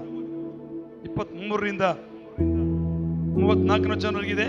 ಆದ್ರೆ 23ರಿಂದ ನಾನು ಎಲ್ಲವರೆಗೂ ಸಾಕಂತಲ್ಲ ಓದಿ. ಅವರಿಗೆ ಬಹಳ ಪೆಟ್ಟುಗಳನ್ನು ಹೊಡೆಸಿದ ಮೇಲೆ ಸೆರೆಮನೆಯೊಳಗೆ ಹಾಕಿಸಿ ಇವರನ್ನು ಭದ್ರವಾಗಿ ಕಾಯಬೇಕೆಂದು ಸೆರೆಯ ಯಜಮಾನನಿಗೆ ಖಂಡಿತವಾಗಿ ಹೇಳಿದರು. ಅವನು ಇತ್ತ ಅಪ್ಪಣೆಯನ್ನು ಹೊಂದಿ ಅವರನ್ನು ಸೆರೆಮನೆಯ ಒಳಕ್ಕೆ ಕೋಣೆಯಲ್ಲಿ ಹಾಕಿ ಅವರ ಕಾಲುಗಳಿಗೆ ಕೋಳವನ್ನು ಹಾಕಿ ಬಿಗಿಸಿದನು. ಮಧ್ಯರಾತ್ರಿಯಲ್ಲಿ ಪೌಲನು ಸೀಲನು ಪ್ರಾರ್ಥನೆ ಮಾಡುವವರಾಗಿ ದೇವರಿಗೆ ಸ್ತುತಿ ಪದಗಳನ್ನು ಹಾಡುತ್ತಿದ್ದರು. ಸೆರೆಯ ಮನೆಯಲ್ಲಿದ್ದವರು ಲಕ್ಷ್ಯವಿಟ್ಟು ಕೇಳುತ್ತಿದ್ದರು. ಅಕಸ್ಮಾತ್ ಆಗಿ ಮಹಾಭೂಕಂಪ ಉಂಟಾಯಿತು. ಸೆರೆಮನೆಯ ಅಸ್ಥಿವಾರಗಳು ಕದಲಿದವು. ಅದೇ ಕ್ಷಣದಲ್ಲಿ ಕದಗಳೆಲ್ಲ ತೆರೆದವು. ಎಲ್ಲರ ಬೇಡಿಗಳು ಕಳಚಿ ಬಿದ್ದವು. ಅಲ್ಲಿ ಇರ್ಲಿ, ಆಮೇಲೆ ಓದೋಣ. ಇಲ್ಲಿ ಪೌಲ ಶೀಲರನ್ನ ಸೆರೆಮನೆಗೆ ಹಾಕಲ್ಪಟ್ಟಿದ್ದಾರೆ. ಒಡೆದು ಅವರ ಕೈ ಕಾಲಿಗೆ ಬೇಡಿಗಳನ್ನು ಹಾಕಿ ಒಂದು ರೋಮಲ್ಲಿ ಒಂದು ಕೋಣೆಯಲ್ಲಿ ಹಾಕಲ್ಪಟ್ಟಿದ್ದಾರೆ. అపోస్తలుల కార్యములు 16 అధ్యాయము 23 నుంచి ನಮ್ಮ తెలుగులో చదువుత తర్వాత ನಾನು ಓದಿಸ್ತಾನೆ, ಕೇಳಿಸ್ಕೊಡ್ರಿ. ಇಲ್ಲಿ ಆ ಪೌಲ ಶೀಲರು ಯಾವುದಕ್ಕೆ ಪ್ರಾಮುಖ್ಯತೆ ಕೊಟ್ಟರಣ? ಪ್ರಾರ್ಥನೆಗೆ ಪ್ರಾಮುಖ್ಯತೆ ಕೊಟ್ಟರು. ಅವರ ಪರಿಸ್ಥಿತಿ ಹೆಂಗಿದ್ದಲ್ಲಿ ಪ್ರಾರ್ಥನೆಗೆ ಅವಕಾಶ ಇಲ್ಲದ ಪರಿಸ್ಥಿತಿ ಅದು. ಪ್ರಾರ್ಥನೆ ಮಾಡಲಾರ್ದಂತ ಸಂದರ್ಭ ಅದು.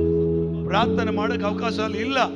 ಆ ಪ್ರಾರ್ಥನೆ ಮಾಡಬಾರ್ದಂತಾನೆ, ಆ ಯೇಸು ಸುದ್ದಿ ಮಾತಾಡಬಾರ್ದಂತಾನೆ, ಯೇಸುವಿನ ಬಗ್ಗೆ ಹೇಳ್ಬಾರ್ದಂತಾನೆ ಅವ್ರು ಹೊಡೆದಾಕಿರದಲ್ಲೇ. ನೀವು ಮೇಲ್ಭಾಗದಲ್ಲಿ ಮನೆಗೆ ಹೋಗಿ ಓದ್ಕೊಡ್ರಿ. ಯೇಸು ಸುದ್ದಿ ಏನು ಹೇಳ್ಬಾರ್ದು, ನೀವು ಪ್ರೇಯರ್ ಮಾಡಬಾರ್ದು, ನೀವು ಆಡಬಾರ್ದು, ಸ್ತುತಿ ಹೇಳ್ಬಾರ್ದು ಹಂಗಂತೇಳಿ ಅವರನ್ನು ಜೈಲಿಗೆ ಹಾಕಲ್ಪಟ್ಟಿದ್ದಾರೆ. ಆದ್ರೆ ಅವ್ರು ಯಾವುದಕ್ಕೆ ಪ್ರಾಮುಖ್ಯತೆ ಕೊಟ್ಟರು? ಸುಮ್ಮನೆ ಓದಿಲ್ಲ. ನೀವು ಹೋಗಿ ಮನೆಯಲ್ಲಿ 16ನೇ ಅಧ್ಯಾಯ 1ನೇ ವಚನ ಓದ್ಕೊಂತ ಬರ್ರಿ. ಅವರನ್ನ ಯೇಸು ಸ್ವಾಮಿ ಸುದ್ದಿ ಎತ್ತಿ ಮಾತಾಡಬಾರ್ದಂತಾನೆ ಹಾಕಿದ್ದು. ಆದ್ರೆ ಅವ್ರು ಯಾವುದಕ್ಕೆ ಪ್ರಾಮುಖ್ಯತೆ ಕೊಟ್ರು? ಜೋರಿಗೆ ಹೇಳಿ, ಯಾವುದಕ್ಕೆ ಪ್ರಾಮುಖ್ಯತೆ ಕೊಟ್ರು? ಎಲ್ಲರೂ ಮಾತಾಡ್ಬೇಕಲ್ವಾ? ಪ್ರಾರ್ಥನೆಗೆ ಪ್ರಾಮುಖ್ಯತೆ ಕೊಟ್ಟಿದ್ದಕ್ಕಾಗಿಯೇ ಅವರ ಕೈಗಳಿಗೆ ಕಾಲುಗಳಿಗೆ ಕಟ್ಟಲ್ಪಟ್ಟ ಕಟ್ಟುಗಳು ಕಿತ್ಕೊಂಡು ಹೋದವು. ಅಲ್ಲಿ ಭೂಕಂಪ ನಡೀತು, ಅಸ್ಥಿವಾರ ಕದಲಿದವು. ಆ ಜೈಲಿಗೆ ಎಲ್ಲರೂ ಕೂಡ ಯೇಸು ಸ್ವಾಮಿಯ ಸ್ವರವನ್ನ, ಯೇಸು ಸ್ವಾಮಿಯ ಪದಗಳನ್ನ ಕೇಳಿಸಿಕೊಳ್ತಾ ಇದ್ದಾರೆ. ಹಲ್ಲೆಲೂಯಾ. ಪೌಲ ಶೀಲರು ಪ್ರಾರ್ಥನೆಗೆ ಪ್ರಾಮುಖ್ಯತೆ ಕೊಟ್ಟರು. ಪೌಲ ಶೀಲರು ಪ್ರಾರ್ಥನೆಗೆ ಪ್ರಾಮುಖ್ಯತೆ ಕೊಟ್ಟ ಕಾರಣಕ್ಕಾಗಿಯೇ ಅವರನ್ನ ದೇವರು ಏನ್ ಮಾಡಿದ್ರು? ಬೈಬಲ್ ವಾಕ್ಯ 24 ನೋಡ್ರಿ. ಸೆರೆಮನೆಯ ಒಳಕೋಣೆಯಲ್ಲಿ ಹಾಕಿ ಅವರ ಕಾಲುಗಳಿಗೆ ಕೋಳವನ್ನು ಹಾಕಿ ಬಿಗಿಸಿದರು. ಮಧ್ಯರಾತ್ರಿಯಲ್ಲಿ ಪೌಲ ಶೀಲನು ಪ್ರಾರ್ಥನೆ ಮಾಡುವವರಾಗಿ ದೇವರಿಗೆ ಸ್ತುತಿ ಪದಗಳನ್ನು ಹಾಡುತ್ತಿದ್ದರು. ಸೆರೆಮನೆಯಲ್ಲಿದ್ದವರು ಲಕ್ಷ್ಯವಿಟ್ಟು ಕೇಳುತ್ತಿದ್ದರು. ಆಮೇಲೆ ಅಕಸ್ಮಾತ್ ಆಗಿ ಮಹಾ ಭೂಕಂಪವಾಯಿತು. ನಂಬರ್ 1. ಎರಡನೇದಾಗಿ ಸೆರೆಮನೆಯ ಅಸ್ಥಿವಾರಗಳು ಕದಲಿದವು. ಮೂರನೇದಾಗಿ ಅದೇ ಕ್ಷಣದಲ್ಲಿ ಕದಗಳೆಲ್ಲ ತೆರೆದವು. ನಾಲ್ಕನೇದಾಗಿ ಎಲ್ಲರ ಬೇಡಿಗಳು ಕಳಚಿ ಬಿದ್ದವು. ಪ್ರಾರ್ಥನೆಗೆ ಪ್ರಾಮುಖ್ಯತೆ ಕೊಟ್ಟ 4 ಕಾರ್ಯ. 1 ಮಹಾ ಭೂಕಂಪ, 2 ಸೆರೆಮನೆ ಅಸ್ಥಿವಾರಗಳು ಕದಲಿದವು, 3 ಬಾಗಿಲು ಓಪನ್ ಆದವು, 4 ಅವರಿಗೆ ಹಾಕಿದ ಬೇಡಿಗಳೇನಾದವು.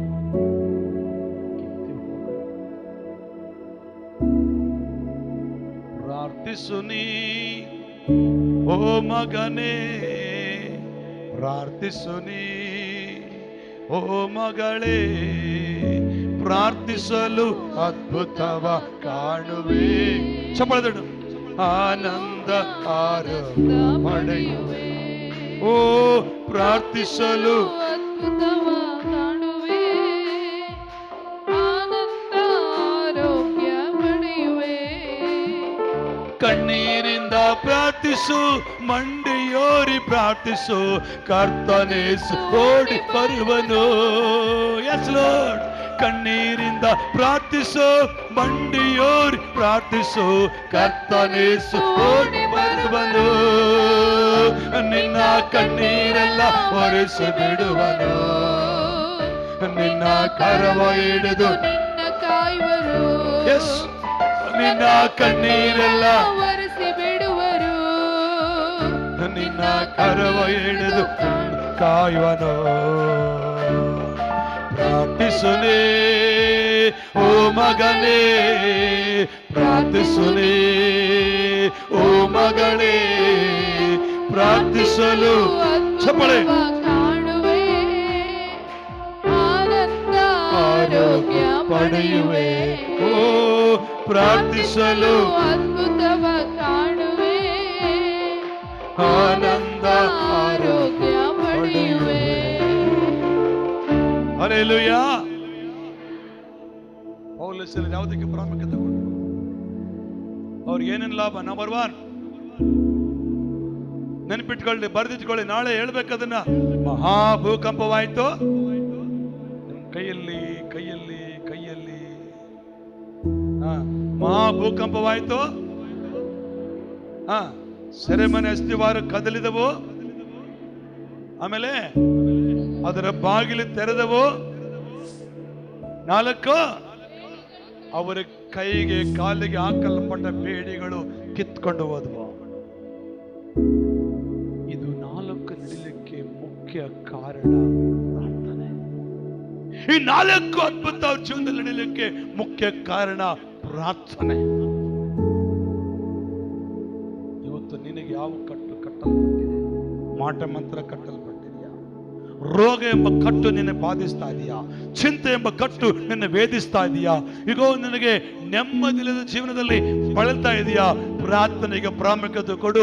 ಈ 4 ಕಟ್ಟುಗಳನ್ನು ಹೆಂಗ ದೇವರು ತೆಗೆದುಹಾಕಿದನೋ ಹಾಗೆ ನಿನ್ನ ಜೀವನದಲ್ಲಿ, ನಿನ್ನ ಕುಟುಂಬದಲ್ಲಿ ಆ ಕಾರ್ಯ ಮಾಡಲಿಕ್ಕೆ ಅವರು ಶಕ್ತರಾಗಿದ್ದಾರೆ. ಆಮೆನ್.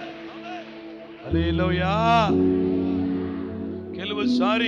ಕೆಲವು ಸಾರಿ ಏನ್ ಮಾಡಕ್ ಹೋದ್ರು ನಮ್ಮ ಪ್ರಯತ್ನ ನಡೆಯಲ್ಲ. ಅದೊಂದು ಕಟ್ಟು ಕಟ್ಟಲ್ಪಟ್ಟ ಸೈತಾನ. ಆ ಕಟ್ಟುಗಳನ್ನು ಬಿಚ್ಚಬೇಕು.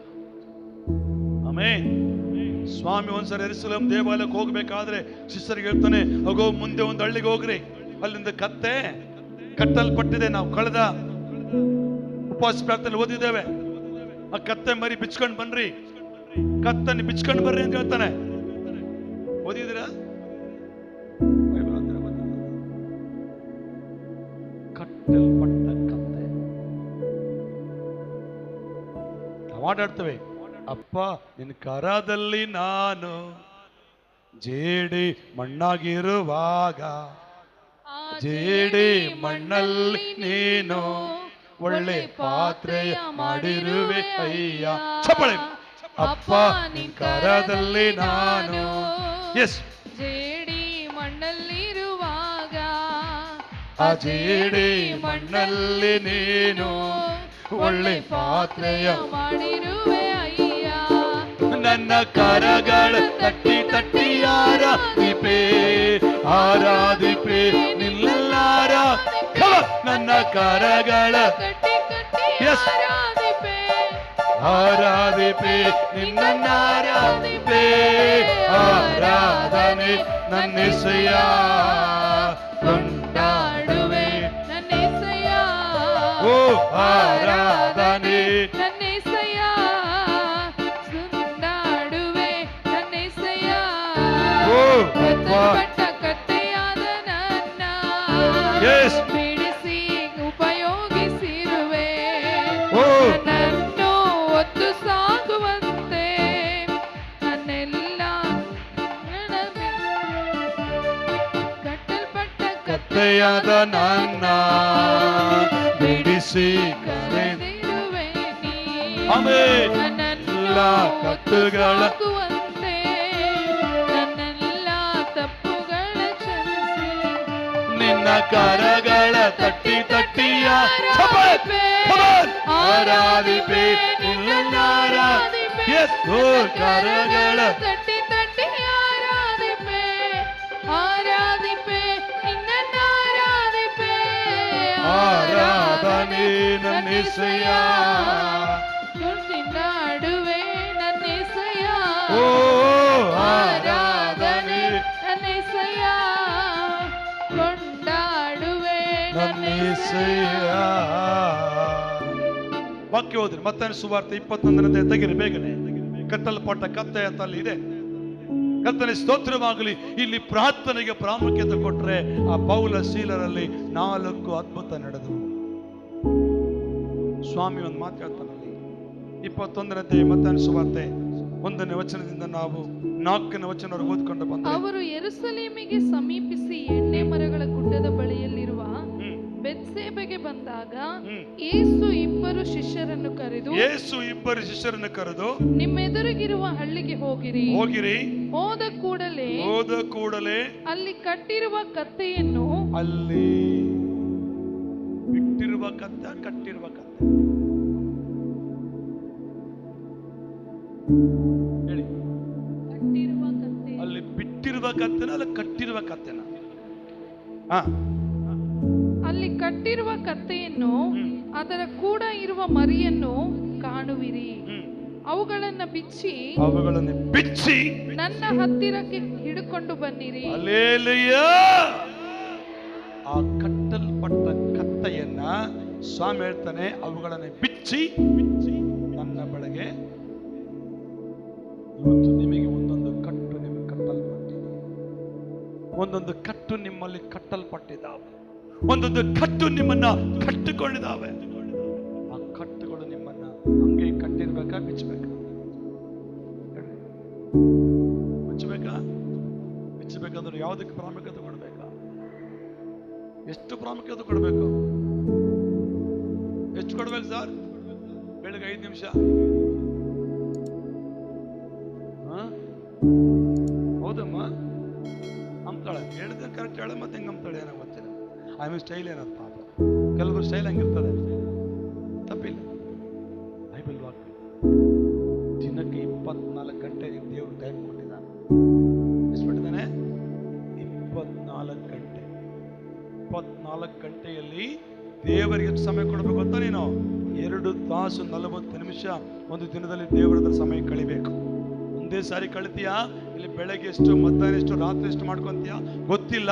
ಒಂದು ದಿನದಲ್ಲಿ 24 ಗಂಟೆಯಲ್ಲಿ 2 ತಾಸು 40 ನಿಮಿಷ ದೇವರ ಹತ್ರ ವಾಕ್ಯ ಓದಬೇಕು, ಬೈಬಲ್ ಓದಬೇಕು, ಇಲ್ಲ ಪ್ರಾರ್ಥನೆ ಮಾಡಬೇಕು. ಏನೋ ಒಂದು ದೇವರ ತಂದಲ್ಲಿ 2 ತಾಸು 40 ನಿಮಿಷ ದೇವರ ಹತ್ರ ಸಮಯ ಕಳೆಯುವುದಾದ್ರೆ ನಿನ್ನ ಕಟ್ಟುಗಳನ್ನ ದೇವರ ಬಿಚ್ಚಲಿಕ್ಕೆ ಶಕ್ತನಾಗಿದ್ದಾನೆ. ಆಮೆನ್. ಹಲ್ಲೆಲೂಯಾ. ಡೈಲಿ ಎಷ್ಟು ತಾಸು ಪ್ರೇಯರ್ ಮಾಡ್ತಾರೆ? ಅರ್ಧ ಗಂಟೆ ಕೈ ಎತ್ತರ ಸಮಯ. ಬೆಳಗ್ಗೆ 1 ಗಂಟೆ ಬೆಳಗಿನ ಜಾವ ಜೂಮ್ ಮೀಟಿಂಗ್ ಅಲ್ಲಿ ಕೆಲವರು ಕೂಡ್ತಾ ಇದ್ದಾರೆ. ಅವ್ರು ಕೈ ಎತ್ತುವಲ್ರು. ಓ ಅದಲ್ಲ, ಅದು ಕೂಡ ಪ್ರಾರ್ಥನೆ ಕೂತ್ಕೊಂಡ್ರು. ಅಂದ್ರೆ ಅವ್ರು ಕೈ ಎತ್ತಿಲ್ಲ ಅಂದ್ರೆ ಅವ್ರು ಯಾಕೆ ಕೈ ಎತ್ತಿಲ್ಲ ಗೊತ್ತಾ? ಜೂಮ್ ಆನ್ ಮಾಡಿ ಪಕ್ಕದ ಇಟ್ಟು ಮಕ್ಕಂಡಿರ್ತಾರೆ ಅವ್ರ, ಅದಕ್ಕೆ ಅವ್ರಂಗ್ ಕೈ ಎತ್ತಿಲ್ಲ. ಪಾಪ ಕೊಟ್ರೆ ಜೀವಿತವನ್ನ ದೇವರು ಬದಲಾಯಿಸ್ತಾರೆ. ಪೇತ್ರ ಯೋಹಾನರು ಪ್ರಾರ್ಥನೆಗೆ ಪ್ರಾಮುಖ್ಯತೆ ಕೊಟ್ಟರು, ಅವ್ರ ಮೂಲಕ ಕುಂಟ ಕಾಲನಿಗೆ ಶಕ್ತಿ ಬಂತು. ದಾನಿಯೇಲ ಪ್ರಾರ್ಥನೆಗೆ ಪ್ರಾಮುಖ್ಯತೆ ಕೊಟ್ಟ. ಸಿಂಹದ ಬಾಯಿಗಳನ್ನು ಯಾರು ಕಟ್ಟಿದ್ರು? ದೇವದೂತ ಕೆಳಗಿಳಿದು ಬಂದು ಕಟ್ಟಿದ್ರು. ಅಬ್ರಾಮನು ಪ್ರಾರ್ಥನೆ ಪ್ರಾಮುಖ್ಯತೆ ಕೊಟ್ಟ. ಅವನ ಐಶ್ವರ್ಯ ಎಲ್ಲಿಂದ ಬಂತು? ಭೂಮಿ ಆಕಾಶ ಉಂಟು ಮಾಡಿದ ಯೆಹೋವನಿಂದಲೇ ಅವನ ಐಶ್ವರ್ಯವಂತನಾದನು. ಅಪೊಸ್ತಲರು ಪ್ರಾರ್ಥನೆಗೆ ಪ್ರಾಮುಖ್ಯತೆ ಕೊಟ್ಟರು. ಅವರ ಮೂಲಕವಾಗಿ ನಾನಾ ಅದ್ಭುತ ಕಾರ್ಯಗಳು ದೇವರು ಮಾಡಿದರು. ಪೌಲಶೀಲರು ಪ್ರಾರ್ಥನೆಗೆ ಪ್ರಾಮುಖ್ಯತೆ ಕೊಟ್ಟರು. 4 ಕಾರ್ಯ ನಡೆದವು. ಮಹಾಭೂಕಂಪ ಆಯ್ತು, ಕೈಗಳಿದ್ರೆ ಮಹಾಭೂಕಂಪ ಆಯ್ತು. ಸೆರೆಮನೆ ಅಸ್ಥಿವಾರ ಕದಲಿದವು, ಮುಚ್ಚಲ್ಪಟ್ಟ ಬಾಗಿಲು ಓಪನ್ ಆದವು. ಅವರ ಕೈಗೆ ಕಾಲಿ ಕಟ್ಟಿದ ಬೇಡಿಗಳು ಕಿತ್ಕೊಂಡು ಹೋದವು. ಹೇಳ್ರಿ, ಕಿತ್ಕೊಂಡು ಹೋದ್ರು. ಹೌದು ಸರ್, ಹೇಳಿ ಹೌದು ಸರ್. ನನ್ನ ಕುಟುಂಬದಲ್ಲಿ ಇದೇ ಪರಿಸ್ಥಿತಿ ಇದಾವೆ. ಇವತ್ತು ನನ್ನ ಪ್ರಾರ್ಥನೆಗೆ ಪ್ರಾಮುಖ್ಯತೆ ಕೊಡ್ತಾನೆ. ನೀವು ಹೇಳಿದ್ರೆ ಗೊತ್ತಾಗ್ತದೆ ಎಷ್ಟು ಕೊಡ್ತೀರಂತ. ನೀವು ಕೊಡ್ತೀವಿ, ನಮ್ಗೆ ಗೊತ್ತು. 5 ನಿಮಿಷದಾಗ 3 ನಿಮಿಷ ಅಷ್ಟೇ. ಇನ್ನು 2 ನಿಮಿಷ ನಾವು ಬೇಕಲ್ಲ, ಅರ್ಜೆಂಟ್ ಟೈಮ್. ನನ್ನ ಪ್ರಿಯ ದೇವ್ರ ಮಕ್ಕಳು, ನಿಮ್ಮಲ್ಲಿ ಕೈ ಮುಗಿದು ಜೋಡಿಸ್ಕೊಳ್ತಾನೆ. ಪ್ರಾರ್ಥನೆ ಉಸಿರಾಟ. ಪ್ರಾರ್ಥಿಸದೆ ಇರುವವನು ಸತ್ತ ಸಮಾಧಿಯಲ್ಲಿ ಸೇರಿದವನಿಗೆ ಸಮ. ಹಲ್ಲೆಲೂಯಾ. ದೇವರ ಮಗನಾಗಿ ದೇವರ ಸಭೆಗೆ ಬಂದಿ ಅಂದ್ರೆ ಪ್ರಾರ್ಥನೆ ಕಂಪಲ್ಸರಿ ಮಾಡಲೇಬೇಕು. ಹೇಗೆ ಮಾಡಬೇಕು? ಸಾರ್ ಹೇಳಿದಂಗೆ ನಮ್ಮನ್ನು ನಾವೇ ದೇವರಿಗೆ ಒಪ್ಪಿಸ್ಕೊಟ್ಟು ಮಾಡಲ್ಲ. ಕಣ್ಣು ಮುಚ್ಚಿಂದಿರ್ತೇವೆ. ಹೌದು ಸ್ವಾಮಿ,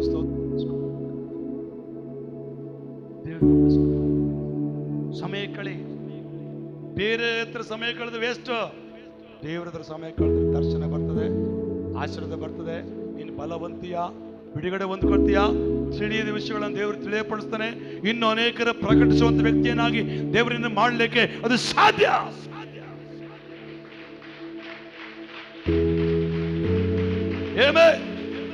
ಹಲ್ಲೆಲೂಯಾ. ಏಕಾಗ್ರತೆಯಿಂದ ಪ್ರಾರ್ಥಿಸಬೇಕ. ಪ್ರಾರ್ಥನೆ ಸುಮ್ಮನೆ ಏನೋ ದಬದಬಲ್ಲ. ಏಕ ಮನಸ್ಸು, ಚಂಚಲ ಮನಸ್ಸು ತೆಗೆದಾಕ್ಬೇಕು. ಎಲ್ಲ ಹೊರಗಿನ ಗಮನ ಬಿಟ್ಟಾಕ್ಬೇಕು, ಬಿಡ್ಬೇಕು. ಚಂಚಲತ್ವ ತೆಗೆದಾಕ್ಬೇಕು. ನೋಡ್ರಿ, ಈಗಿನ ಕಾಲದಲ್ಲಿ ಮಕ್ಕಳ ಕೈಯಲ್ಲಿ ಮೊಬೈಲ್ ಕೊಡ್ರಿ ಎಷ್ಟು ಡೀಪಾಗಿ ಗೊತ್ತಾ ಮೊಬೈಲ್ ಒಳಗೆ. ನಾನು ನನ್ನ ಮಗಳ ಜ್ಞಾನಿತ ನೋಡಿ ಗಮನಿಸಿದ್ದೇನೆ. ಓದ್ಕೊಳ್ಳೋ ಮಾತು ಬುಕ್ ಕೊಟ್ರೆ